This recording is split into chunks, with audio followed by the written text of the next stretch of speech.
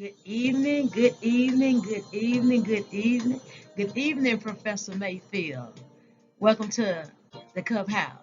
Listen, this is Jerry. I am the founder and the CEO of Espresso with Jerry LLC. Listen, come on into the Clubhouse. God bless you. Thank you for coming in. Listen, Professor Mayfield, I hope that you uh, enjoy this presentation as much as I enjoyed putting it together. Listen, my choice was BMI.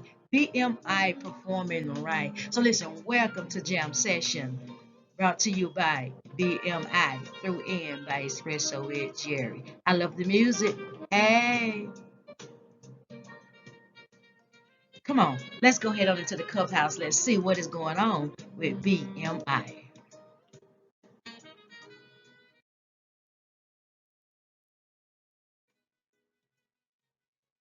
In tonight's presentation, we're going to talk about BMI.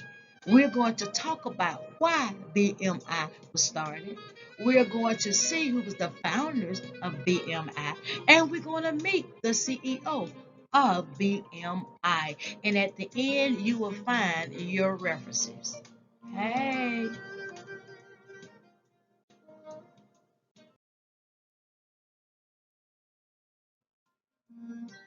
BMI.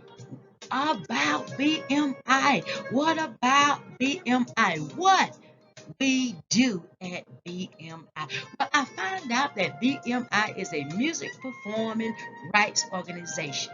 It's a performing right. A performing right is granted by the U.S. Copyright Act to owners of musical works to license those works for public performance. BMI is the bridge between songwriters and the businesses and organizations that want to play, yes, want to play their music publicly. Come on, let's go, let's go, let's go. Yes, yes, yes. I love music.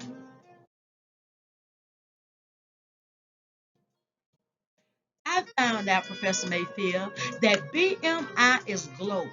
It's a global leader in music, representing over 20.6 million musical works.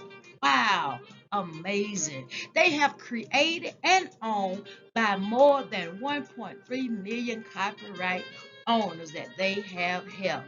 Listen, what a great company. BMI is all about the music. It's all about the music. Come on, let's go ahead on and see what's going on.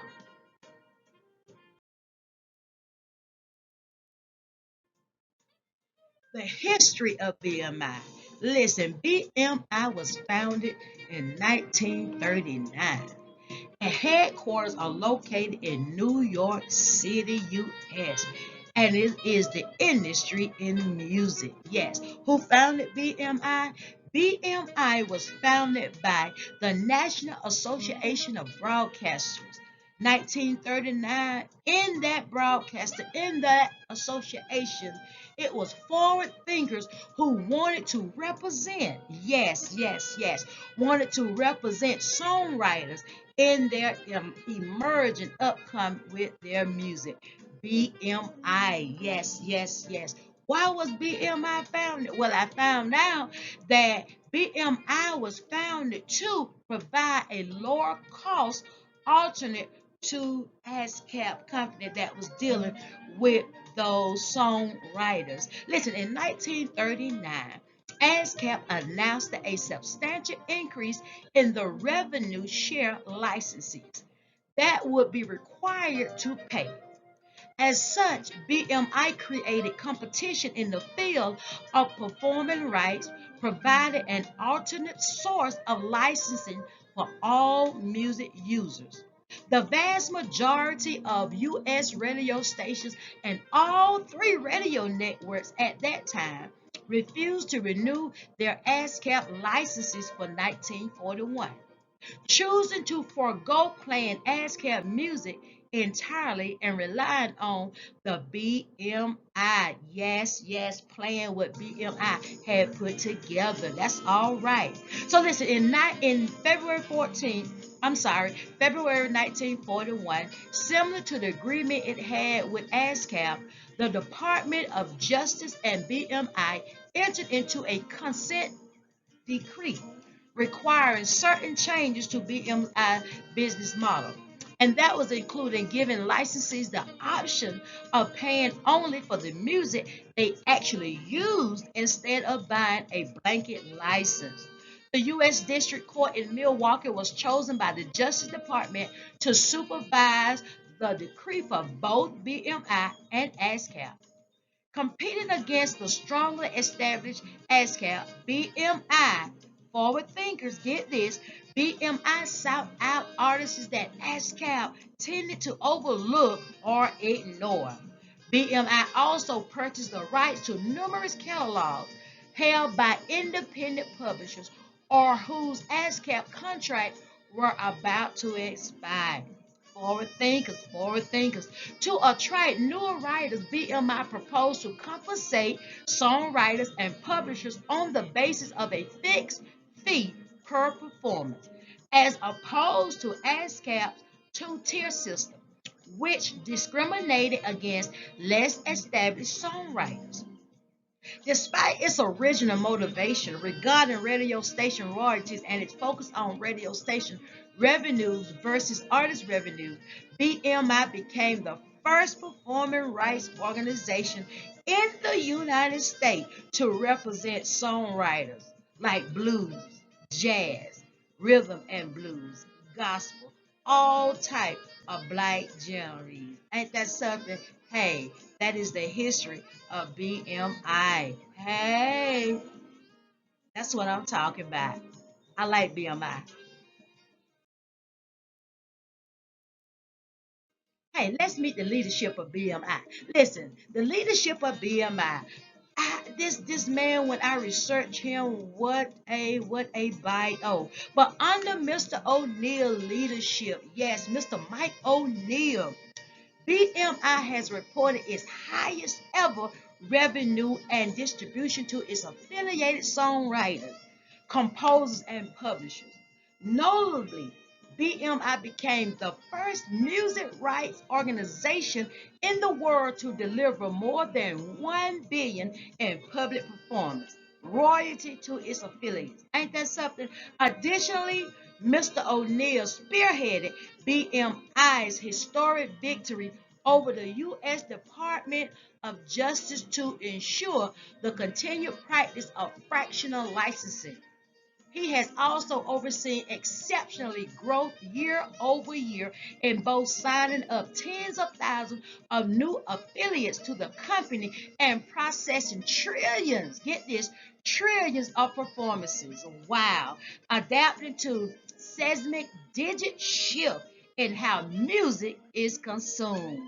Mr. O'Neill has served BMI for 27 years. And as you can see on the screen, he also sits the member of the BMI Board of Directors. Listen, awesome man. And at the bottom, if you would like to, you can click there and view the other leadership team of BMI. And all of BMI's executive team consists of experts in the field of music, career development, technology, finance, licensing, new media, corporate strategy, and copyright law.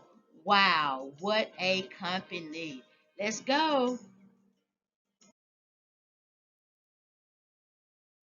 Listen, BMI inclusion mission statement. Yes, to create a high performing organization by developing an inclusive culture. That is BMI. Yes, that is the mission statement. Wow, what a statement.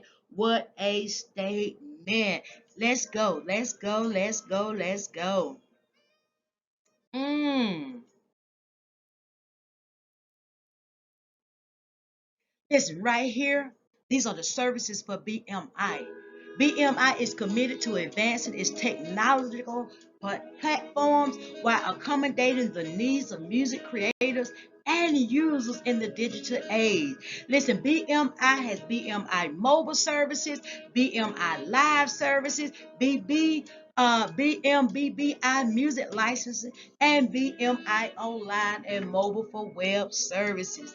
Listen, they have public events, public services events like SXSW, Mall Songwriters Festival. They're always somewhere setting up and promoting and producing songwriters. And you can also get merchandise that have the BMI logo. Come on, we're just about there. Listen, BMI represents all genres of music. As you can see, Americana, blues, jazz, dance, pop, Latin, all kinds, theater. They are all at R&B and B and hip hop. And listen, don't forget about the gospel. Hey, we're almost there. Yes, yes. Professor Mayfield, here are your online BMI references. I thank you for the opportunity to give this presentation. Thank you, and I hope that you have enjoyed this as much as I enjoyed putting it together.